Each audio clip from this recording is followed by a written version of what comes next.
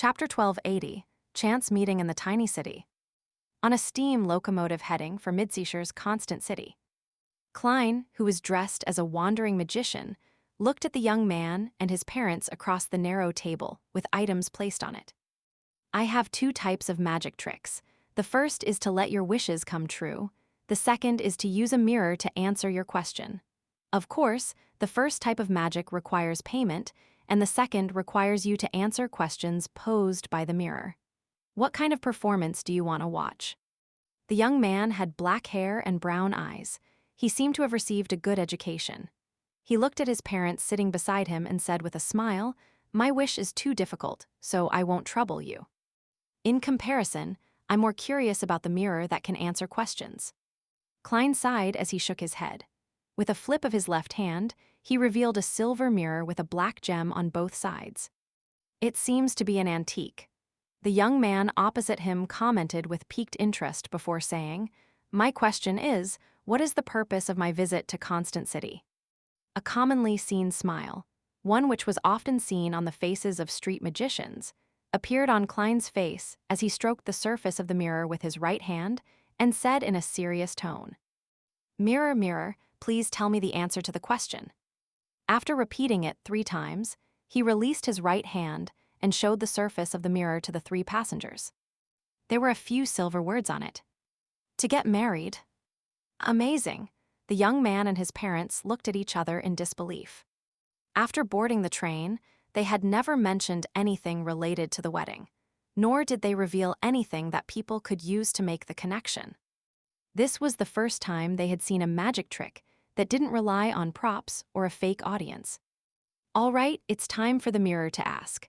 Klein smiled as he covered the surface of the mirror with his right hand. "All right," the young man replied, feeling intrigued. "Next, let's see what question the magic mirror will raise."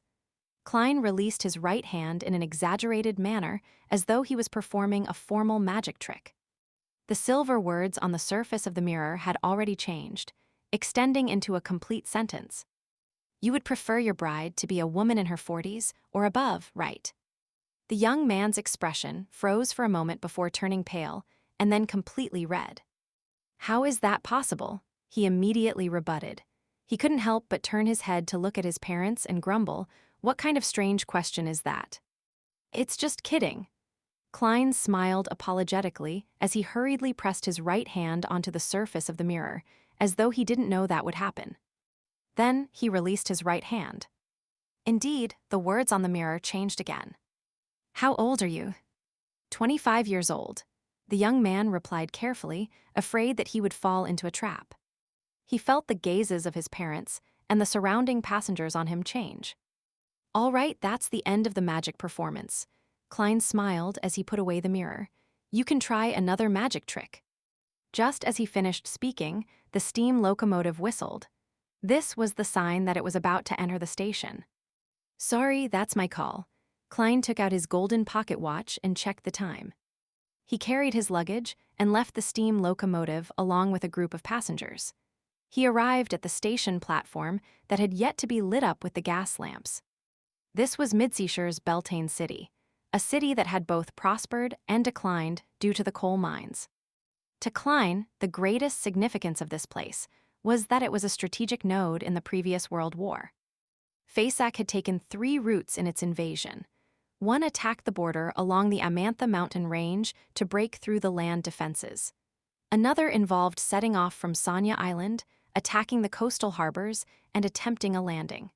The third was to follow the main railway as they marched towards Backland for the invasion. Among them, due to the existence of the Church of Storms and the combined might of the ironclad warships and high-level arbiters, the naval forces of Faceac and Fainapotter failed to obtain the results they expected. They even failed to obtain naval superiority.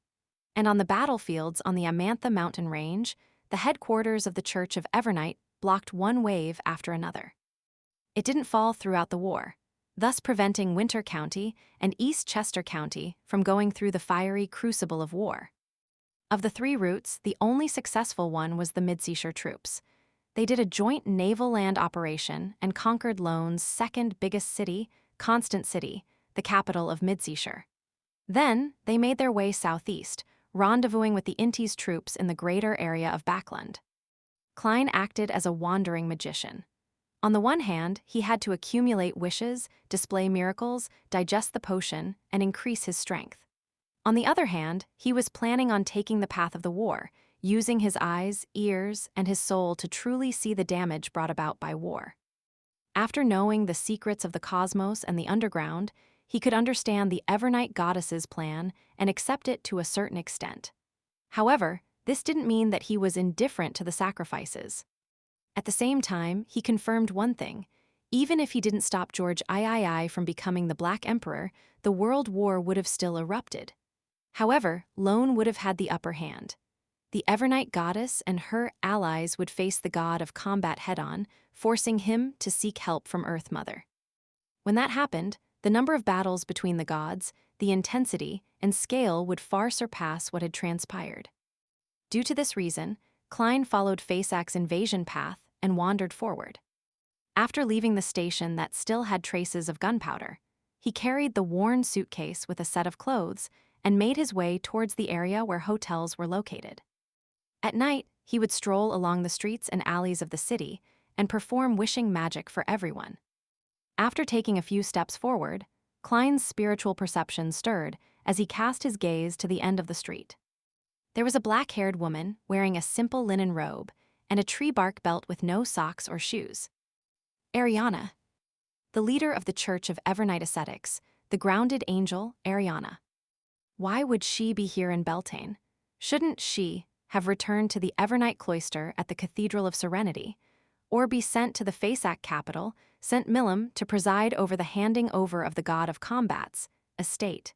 It isn't a simple matter if a grounded angel were to suddenly appear in such a small city. Klein was puzzled as he frowned slightly. He hesitated for a moment before deciding to ask.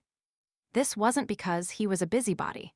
If anything happened while they were in the same city, no one could escape. However, at this moment, Ariana had already vanished from the crowd. As a servant of concealment, Klein couldn't track her down even if he wanted to.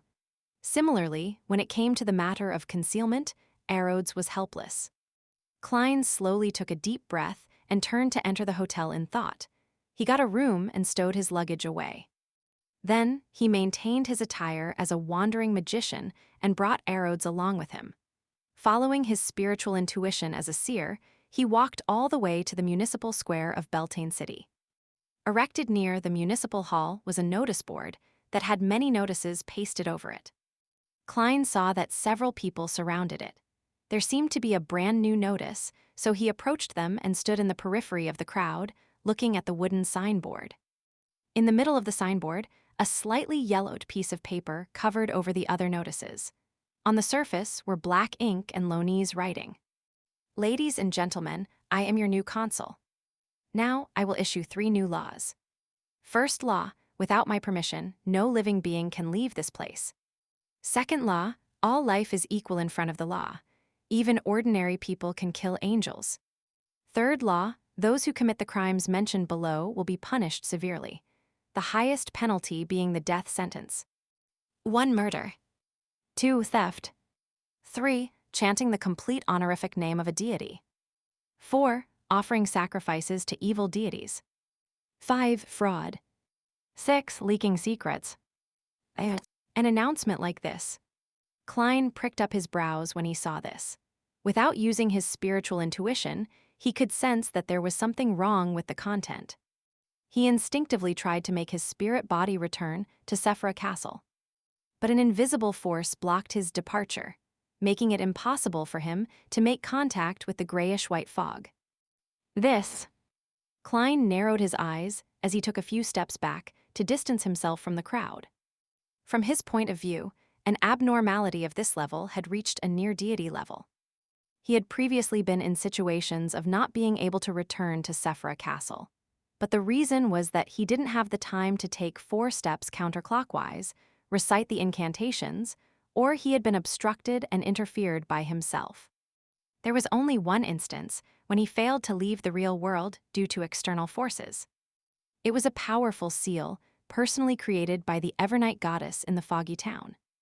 Apart from that instance, Even blasphemer Ammon couldn't do such a thing. Of course, at that time, Ammon's main goal was to force Klein to stir Sephra Castle before he seized the opportunity to use a loophole to replace him as the great ruler above the spirit world. Otherwise, this Angel of Time could have used his ability to steal Klein's thoughts to stop him from returning. Who is this new consul of Beltane City? Is this the reason Ma'am Ariana came here? As his thoughts raced, Klein made the magic mirror slip from his wide sleeve into his left hand. What happened? Klein asked softly. The aqueous light on the silver mirror's surface shook wildly as slightly pale silver words appeared. A few rules here have been replaced. As for who did it, there's no way of knowing. Great Master, you can try finding the servant of concealment, Ariana, to learn the truth from her. Are you satisfied with my answer? The rules have been replaced, lawyer, arbiter, or a bug. Klein thought as he looked around. He realized that the citizens in the square were puzzled, perplexed as to why the new notice would mention angels. Why did they have to request permission to leave? The war had already ended.